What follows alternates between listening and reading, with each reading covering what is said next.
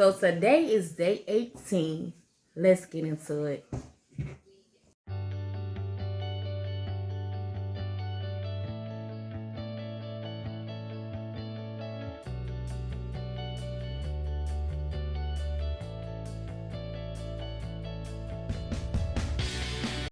Hey family, and welcome back to our channel, the St. Marie and Davy channel. Yay!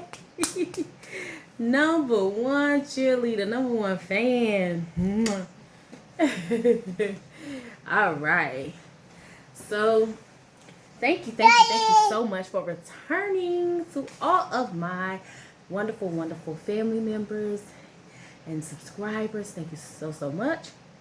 And if you're new, go ahead and join our family. You know you want to. I mean, why wouldn't you? This cute face right here, that one, that cute face. Why wouldn't you want to return? So yeah, join our family.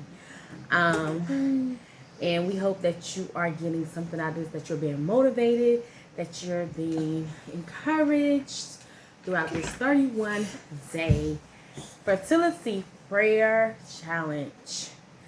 All right, so today we're going to get right into the word, and we're reading out of Romans, and we are reading out of chapter 5, verse 8, and it says, "But God showed his great love for us by sending Christ to die for us while we were still sinners." But God, I can just stop there because there'll be a lot of things going on. But God. And he showed his great love for us, you know. He thought about us even when we were not worthy. Even when, sorry y'all. Even when we were in our mess, even when we weren't thinking about ourselves, he showed his love for us, okay? And that's just a good verse. Thank you, sir. Get down, little boy. Sorry for the distraction, family. But if you've been rocking with us a while, you already know how this go.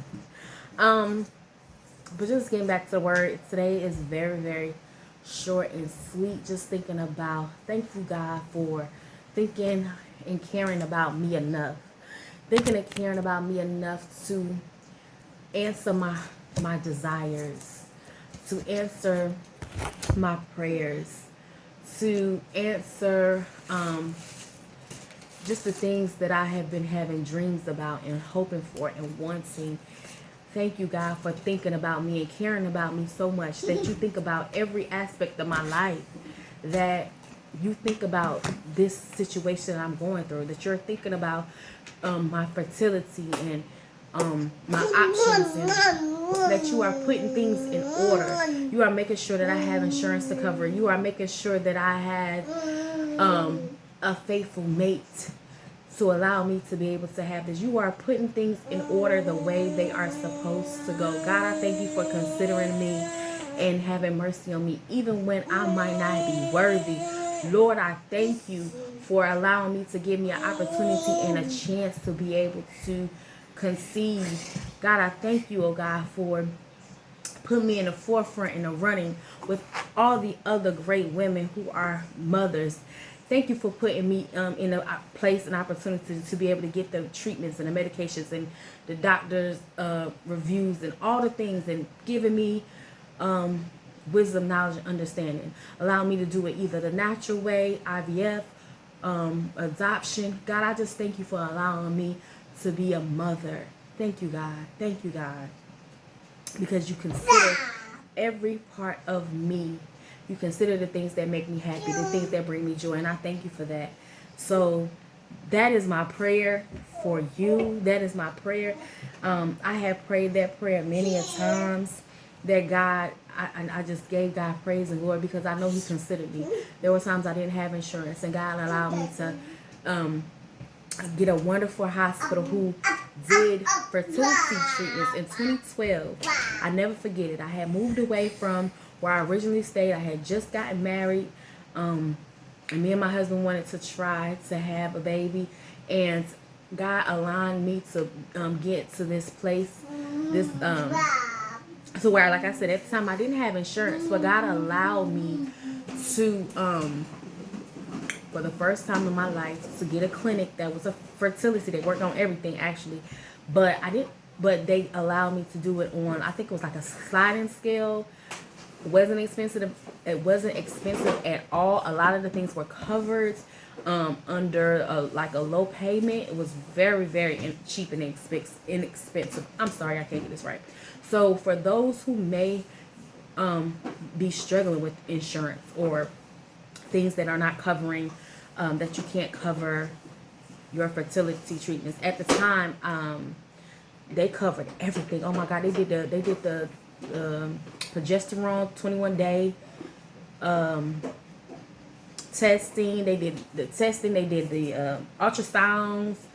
They did.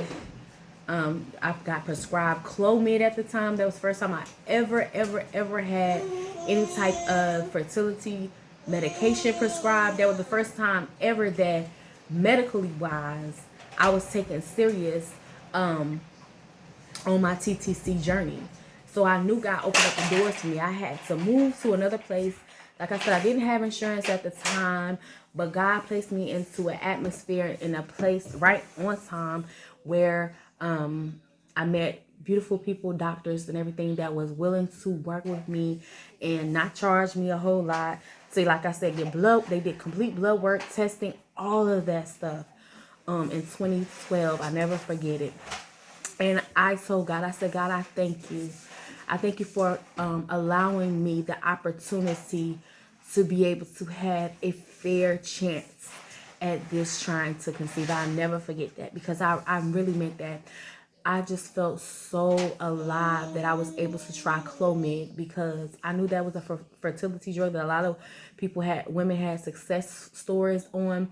And that was the first time that I was heard. That was the first time that I felt like I had grace. That was the first time I felt like I had someone listening and understanding my journey, even with not having insurance. But the lady, she took me and my husband in, she talked to us and everything, and we went over a plan, So, oh my goodness, I just remember that. And I just remember, like I said, going through the treatments and going through all of that.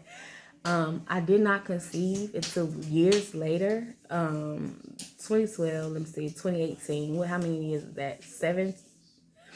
But long story short, I had got the opportunity to finally have a chance to ovulate, to finally have a chance to be able to be in a running of actually with medication. And I was so thankful for that. So I'm so thankful that God places us at the right time in the right place for different things. And I pray that for you. Like I said before, if you're experiencing that, it's okay to ask. It's okay to ask your hospital, because this was a hospital and they actually had a clinic that did all this stuff. Oh my God, y'all, that's just amazing. So see if that's your issue. You might not have that issue at all, but I mean, research these things, because that helped me out tremendously. I had been going, like I said, I had only found out about my PCOS in 2009. So and I got married in 2011. So like I said, we decided, we wanted to go the medicated route, and God opened it opportunity for us to be able to try the Clomid. I didn't respond to it at all. But later on that year, the end of that year, I did try the Femara, and the Femara, absolutely, I ovulated on, and it worked for me. It didn't work that cycle. However, it did eventually work when I tried it again years later in 2018. So I just wanted to just drop that on you, that God shows us love. He shows us love. He's thinking about you. He's concerned, and he cares about the things that are concerning to you. And because you're on this fertility challenge. Fertility is definitely something that you're concerned about, and God is definitely concerned about it for you. He will open up doors that you have never seen before. I believe by the end of this prayer challenge that some doors will be open for you, that God is going to show up. I just believe that with everything in me. I told this multiple times. It wasn't until I decided to give it my all, and the 31-day prayer challenge was definitely included in my regimen of me conceiving. I put that at the forefront of everything because I know God is everything. I know that although I took the fertility drugs, I know that God had his hand on me when I conceived. And I believe the same for you. God has his hands on you. He loves you. He's concerned about you. He wants to make you happy. He wants to give you richness and all of that. And I just hope you believe that. And with that, I'm just going to go out. And I hope you're blessed by this and have a good one. I'm sorry it went too long.